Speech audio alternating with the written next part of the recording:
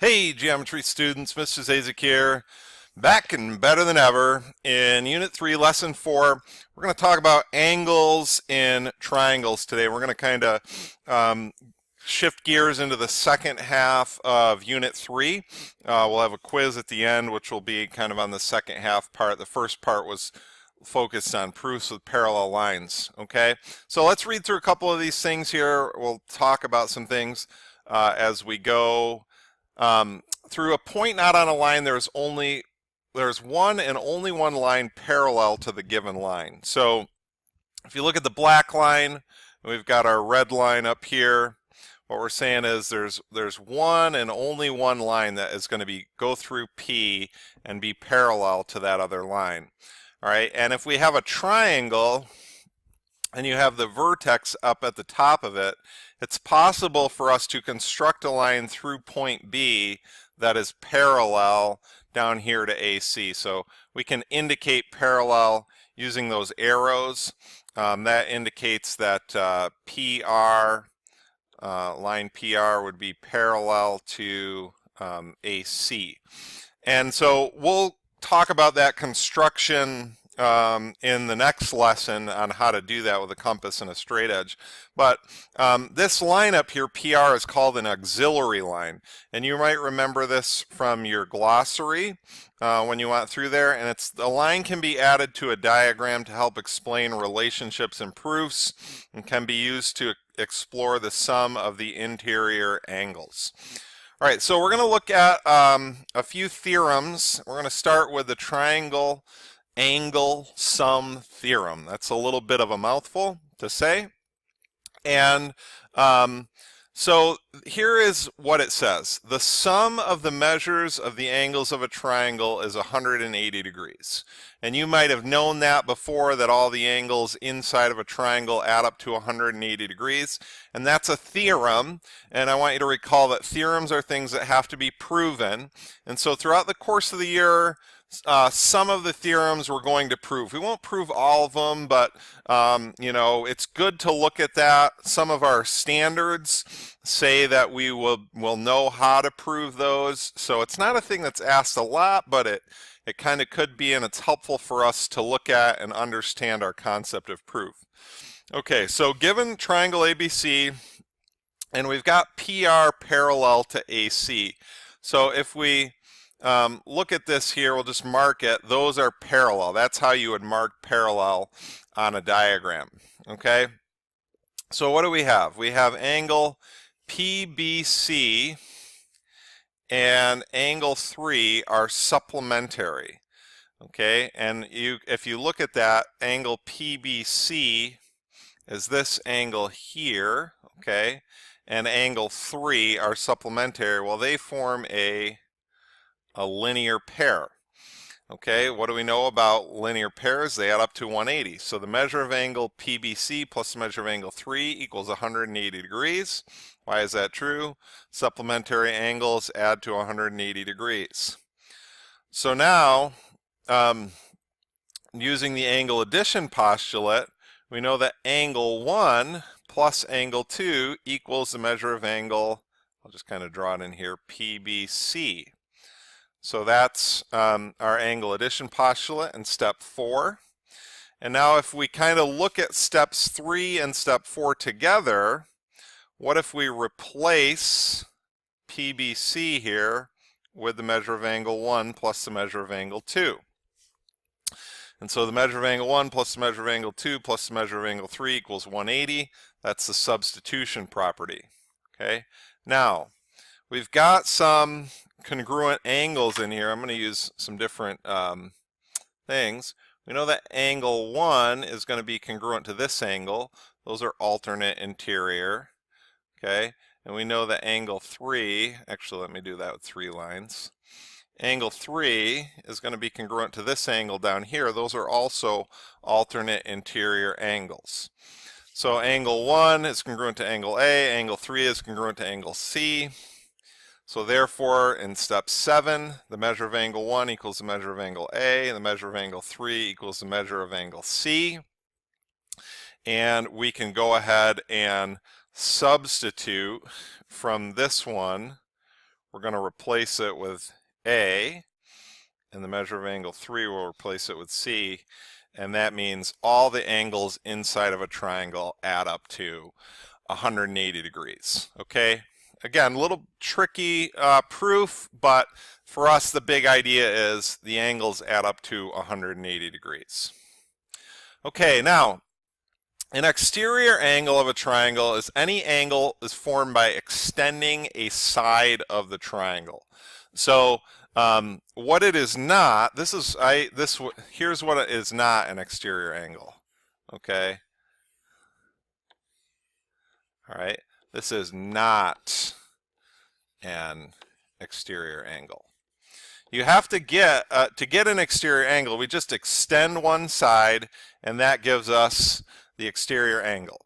For each exterior angle, the two non-adjacent interior angles are called remote interior angles. So if you think about a remote is something that is not next, it allows us to like do something to the TV when it's not next to us.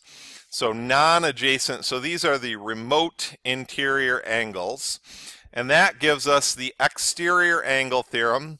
And this is one that's going to be very helpful for us, is that the measure of the exterior angle equals the measure of those two remote interior angles.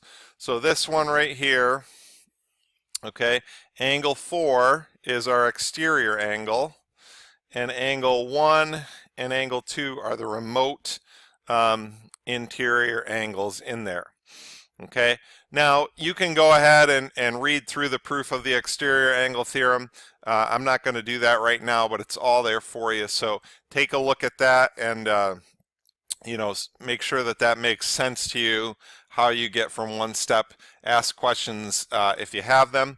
I'm going to go ahead and jump right into doing some examples here for what we have. Okay, so what are the values of x, y, and z? All right, well, what do we know? Well, first of all, I'm going to look at this triangle over here, triangle A, B, D, and the triangle sum. So if I think about that, the triangle sum theorem says that x plus 59 plus 43 equals 180.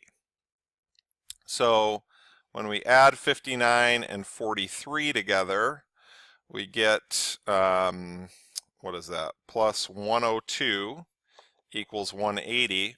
So when we subtract 102, x would be 78 degrees. So this angle right here is 78 degrees. Okay, now we also know that let's look at y. Now you have a couple different ways to get y. So we could do x plus y equals 180 because that is a linear pair. Or we could do y equals 43 plus 59 using the exterior, that's really triangle exterior angle theorem. Okay, THM is an abbreviation for theorem. So either one of those would work. Let's do this second one just because it's newer to us than the linear pair. So 43 and 59 is going to be 102. So y would add together to be 102. Okay, and so then if we want to find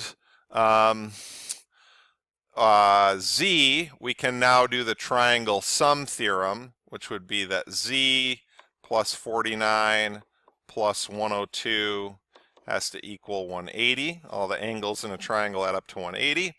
And so we have z plus 51 equals 180. When we subtract 51 from 180, we're left with 129 degrees. Okay? Now, some people ask this question, and it's a good question to ask. This is what I would ask. why do I need the triangle sum theorem, or excuse me, why do I need the triangle exterior angle theorem if we just have a linear pair? And the answer to that question is that when you have one where there's an algebraic expression, it's often much easier or necessary for us to know the triangle exterior angle theorem. So just keep that in mind. All right, find the measure of each angle. So let's get our thought process in here. Okay, so what we want to do is we want to recognize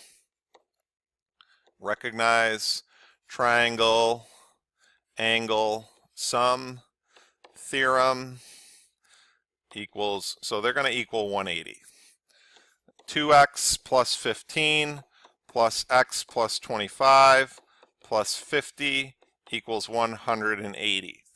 So we'll combine like terms. We'll get 3x plus 90 equals 180.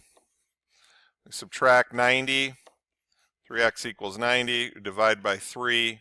X equals 30. Okay, that doesn't give us the measure of each angle. That just gives us what x is. So 2 times 30 plus 15. That would be 60 plus 15, which would be 75. Okay, and then 30 plus 25, which would be 55. Okay, the diagram is not drawn to scale. It's always a good idea just to take those and, you know, add them together just to check on that, and they do all add up to 180. Okay, what is the measure of angle 1? Okay, so what I want to see, this is the triangle exterior, I'll write it out, exterior angle, here's how you write theorem. Did I spell that right? I don't know. I can't think of how to spell the word theorem, but I don't think that's right. I think there's another E in it. But anyway, let's just do this. Okay, so the measure of angle 1 equals 80 plus 18. So here's what we want to see. This is an exterior angle. This is a remote interior angle. This is a remote interior angle. So the exterior angle is the sum of the two remote interior angles. The exterior angle is the sum of the two remote interior angles. I don't know, I feel like there's a song there, but it needs a little bit of work. Okay, I'll have to chew on that one. Okay, same thing here. Okay, we got going on exterior angle, remote interior angle, remote interior angle. So the exterior angle equals 59 plus the measure of angle 2. So if we subtract 59 from this, what's that going to be? 25. So 4, 55, 20, 35, minus 100 minus 35, 65 equals the measure of angle 2. So, sorry doing that in my head there and talking out loud. All right. Two angles of a triangle measure 53 degrees. What is the measure of an exterior angle at each vertex of the triangle? Okay, so this is a little trickier because now we have to draw a picture, and this is like an isosceles triangle. It says it's got two angles measure 53, and we're trying to find an exterior angle at that point. Okay, well, here's a simple way to do this. What do those two add up to? Well, they're a linear pair. So x plus 53 has to equal 180. All right, and so, subtract 53 from that, from 180, and that would be 127. So, and it doesn't matter how you get there. Like you can extend this would be an exterior angle out here, or you could extend it the other way. Okay, so the relationship is that that interior angle and the exterior angle are always supplementary because they always form a linear pair. Okay, all right, I think this is our last one. So let's, and then we're on to our next one. So let's finish this quick. All right, when a radar tracks an object, the reflection of signals off the ground can result in clutter. Clutter causes the receiver to confuse the real object with its reflection, called a ghost. In the diagram, there is a radar receiver at A, an airplane at B, and an airplane's ghost at D. What is the value of X? Okay, so essentially what we're wanting to recognize here is that this is an exterior angle. This is a remote interior angle. This is a remote interior angle. And so the exterior angle equals the sum of the two remote interior angles. So we end up with 50 equal to X. Okay, so lots of triangle angle sum theorems and triangle exterior angle theorems. Hopefully this is clicking with you, but if not, ask and keep on asking. All right, good luck with the assignments.